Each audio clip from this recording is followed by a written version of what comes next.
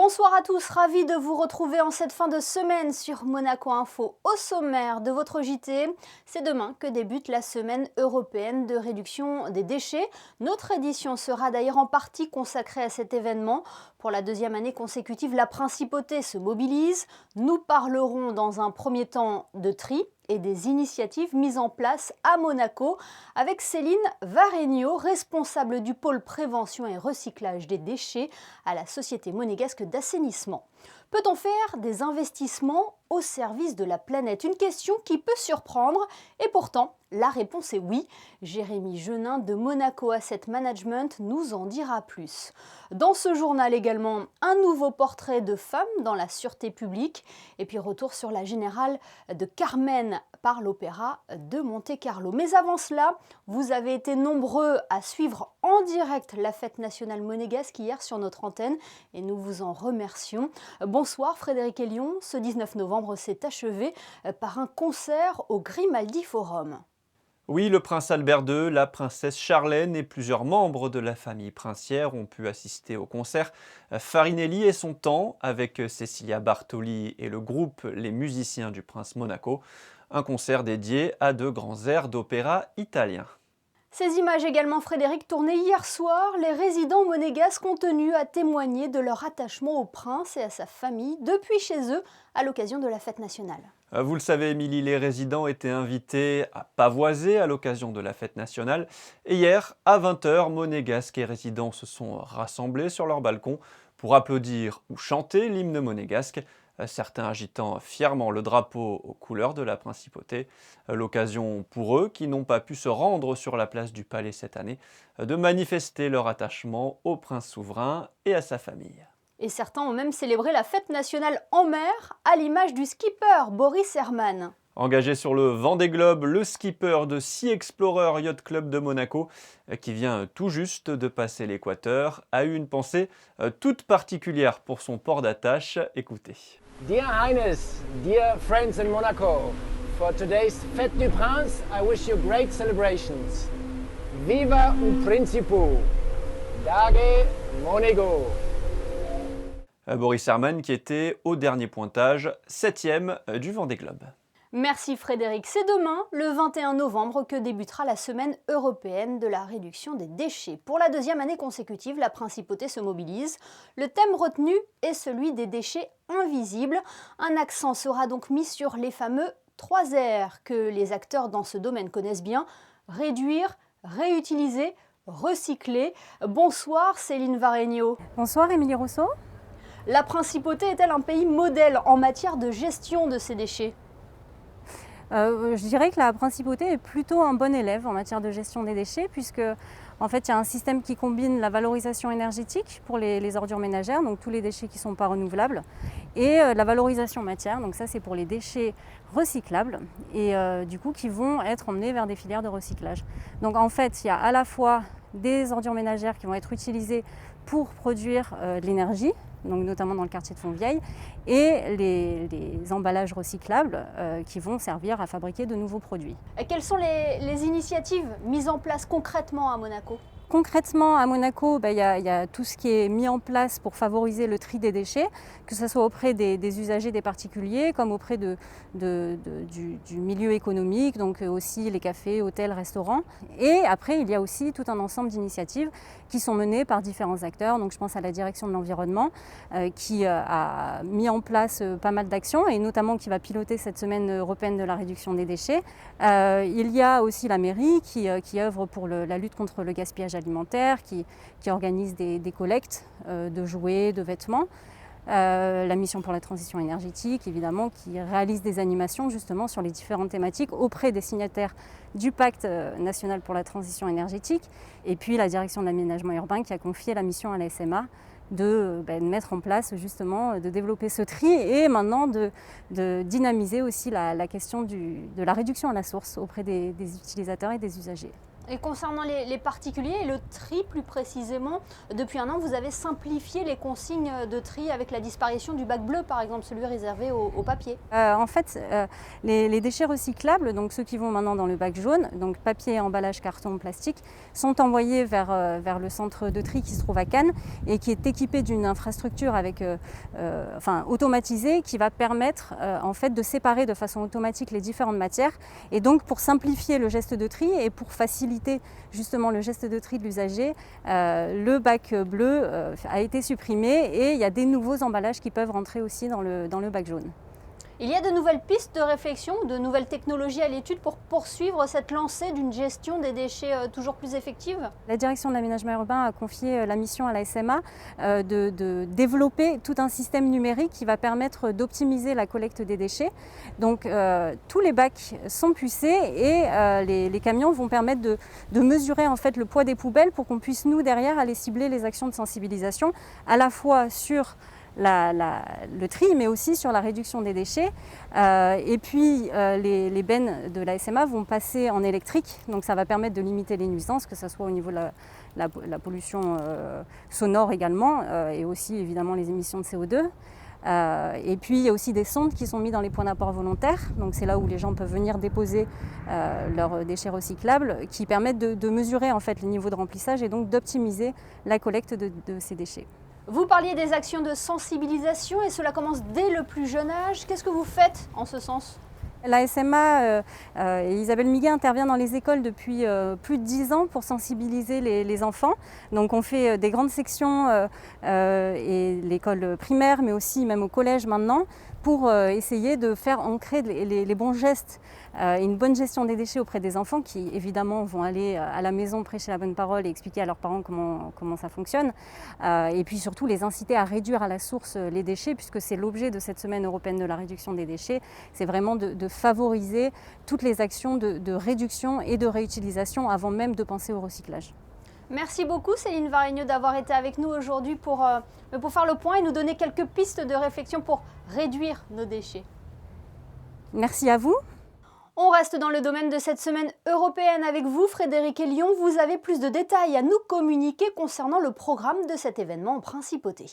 La deuxième édition monégasque de la semaine européenne de la réduction des déchets se déroulera du 21 au 29 novembre en principauté. La première édition l'an passé avait mobilisé 60 entités participantes pour 52 actions recensées.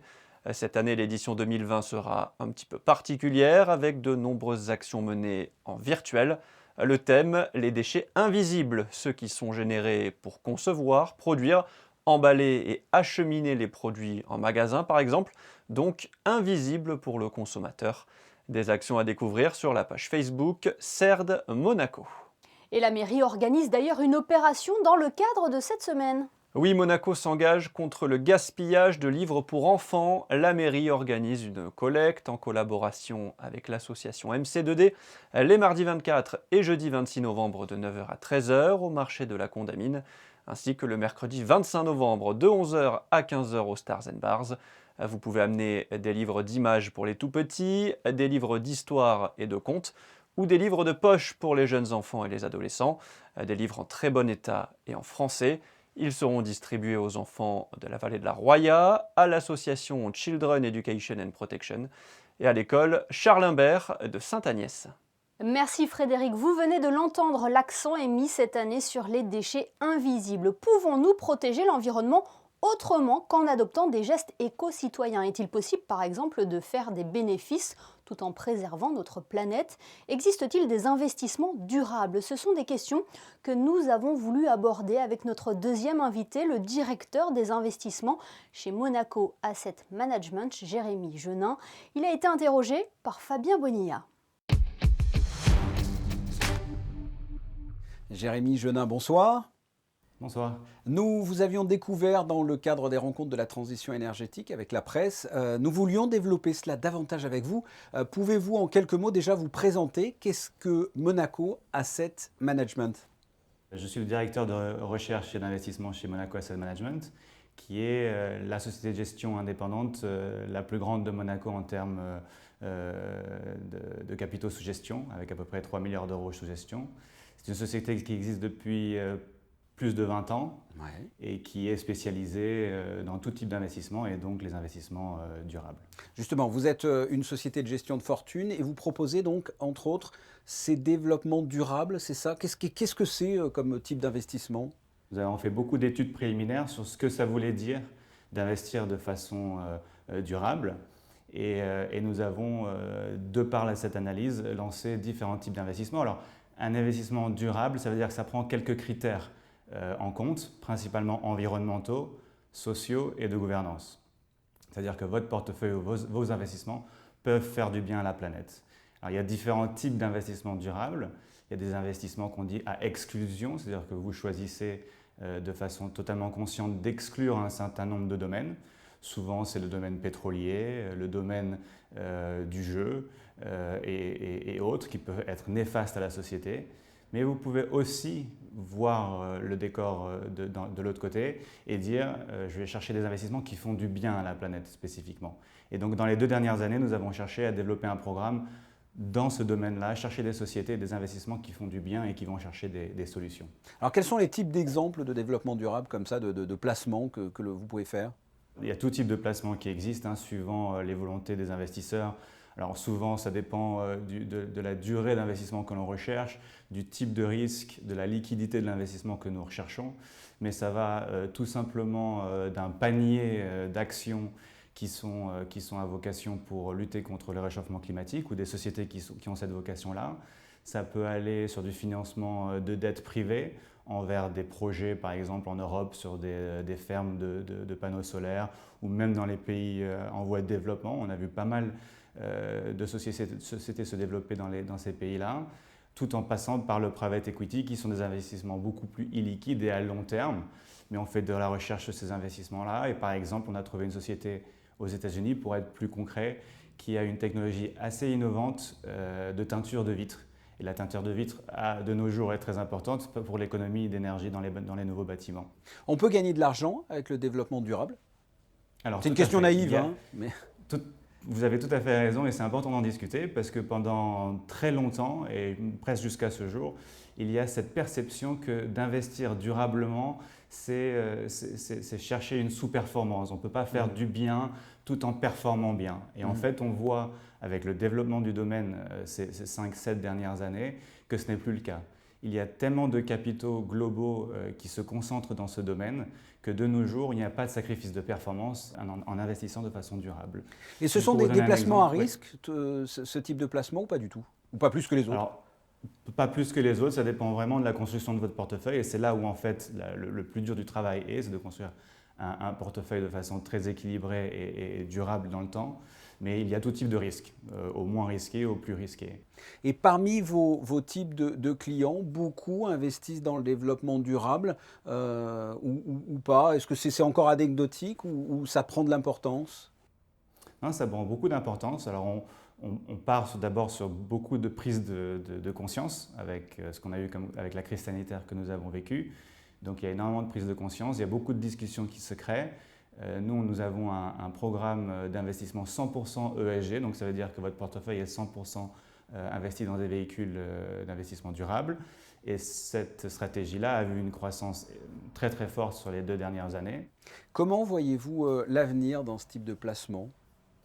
Alors, je reste très optimiste, je pense qu'il n'y aura pas de retour en arrière, je pense que les changements comportementaux et les prises de conscience des derniers mois ne seront pas en vain.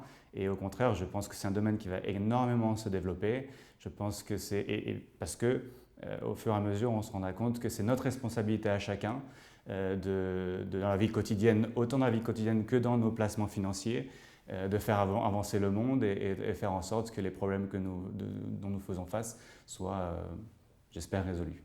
Jérémy Genin, merci d'avoir répondu à mes questions. Merci à vous. Merci messieurs. Place à présent à notre rendez-vous du vendredi. Chaque semaine, nous partons à la rencontre d'une femme exerçant sa profession à la sûreté publique. Le portrait du jour est consacré à Lorraine Louis. Elle est lieutenant de police à la section des enquêtes financières et Frédéric Elion l'a rencontrée.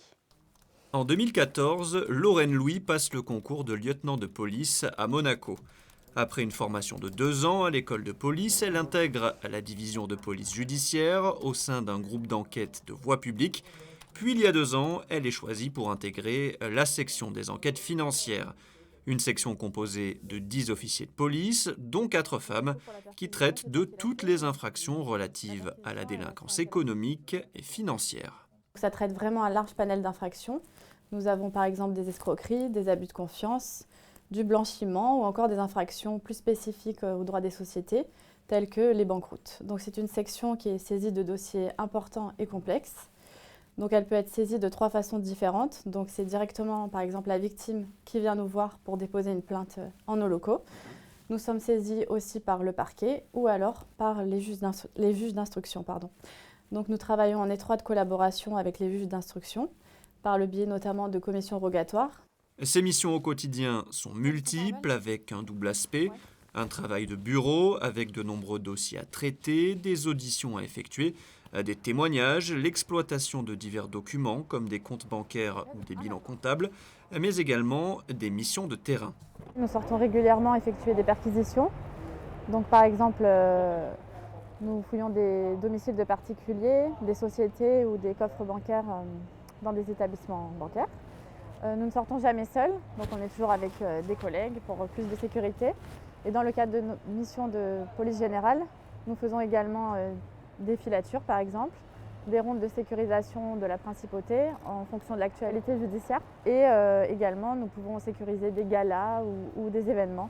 La section des enquêtes financières collabore régulièrement avec des services de police étrangers qui viennent une semaine en principauté pour les assister sur les différentes opérations.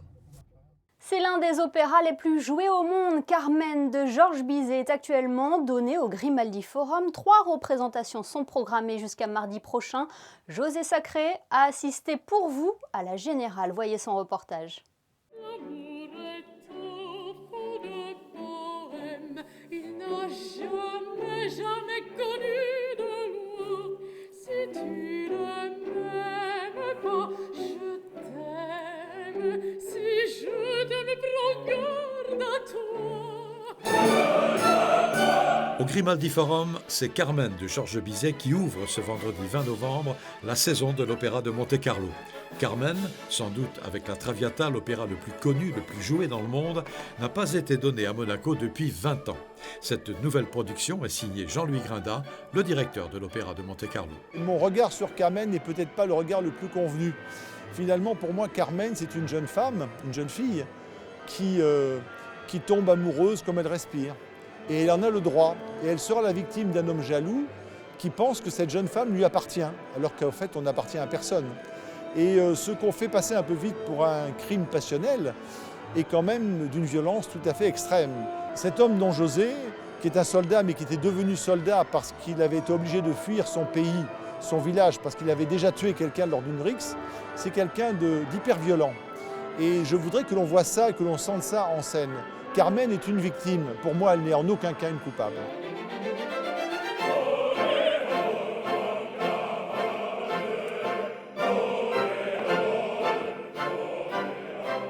Carmen de Bizet, un opéra à voir, à revoir ou à découvrir au Grimaldi Forum jusqu'au mardi 24 novembre. Profitez-en, c'est gratuit. Représentation gratuite en effet pour les Monégasques et les résidents. N'oubliez pas d'ailleurs que Culturez-vous se poursuit jusqu'à la fin du mois de novembre. L'opération propose l'ensemble des spectacles au tarif unique de 5 € en principauté et la gratuité des musées. On retrouve à présent Frédéric Elion pour un dernier point sur l'information, un point sport qui débute avec la Roca Team qui marche pour la bonne cause. Effectivement, Émilie, les joueurs de l'AS Monaco Basket ont participé cet après-midi à la No Finish Line, une édition virtuelle cette année, vous le savez, pas de circuit comme le veut la tradition, mais vous pouvez courir ou marcher n'importe où, en principauté, en France ou à l'étranger. Il vous suffit de télécharger l'application Zap Sport, de sélectionner la course No Finish Line et de déclencher le chronomètre. Plus de 140 000 km ont déjà été parcourus. Vous avez jusqu'à dimanche pour courir pour la bonne cause. Les basketteurs de la Roca Team que vous pourrez retrouver en direct demain sur Monaco Info. Après le match face à Dijon samedi dernier, deuxième direct basket sur notre chaîne. Vous pourrez regarder le match de JP Elite face à Limoges demain, prise d'antenne à 20h20. Une opportunité unique pour les fans de la Roca Team résidents en principauté. Je vous rappelle que pour ceux qui habitent en France, la rencontre sera diffusée gratuitement sur la chaîne Sport en France. Et la Roca Team qui vient également de programmer un match amical, Frédéric. Vendredi 27 novembre à 16h, la Roca Team affrontera Antibes en match amical à la salle Gaston Médecin. Une équipe que les Monégasques avaient déjà affrontée en pré-saison à l'Azur Arena au mois de septembre. Et à l'époque, pour ce match de reprise, après 175 jours sans match officiel, Monaco s'était imposé de 20 points, 79 à 59. On passe aux prévisions météo. À quoi peut-on s'attendre pour le début du week-end, Frédéric ? On restera dans la continuité d'aujourd'hui, Émilie, avec un grand soleil prévu toute la journée. Il faudra être attentif pour essayer de trouver un nuage dans le ciel. Les températures sont en baisse, avec 9 degrés le matin et 15 l'après-midi. Le soleil se lèvera à 7h31 pour se coucher à 17h01. Samedi 21 novembre, nous fêterons la présentation de Marie au Temple. Merci Frédéric. Nous sommes aujourd'hui le 20 novembre, journée internationale des droits de l'enfant. Elle aurait dû être célébrée en principauté, mais la situation sanitaire a obligé la direction de l'Éducation nationale de la jeunesse et des sports à reporter ces événements. La DENJS qui a tenu tout de même à réaliser une campagne pour sensibiliser la population, une campagne que vous découvrez actuellement à l'écran. Ce journal touche à sa fin. Merci de nous avoir suivis. On se quitte avec les basketteurs de la Roca Team qui ont participé aujourd'hui à la No Finish Line, photo signée Michael Alési. Nous parlerons d'ailleurs de cette course du cœur dans notre édition de demain. Et puis n'oubliez pas, samedi, à partir de 20h20, Monaco-Limoges, en direct sur Monaco Info. Très belle soirée à tous.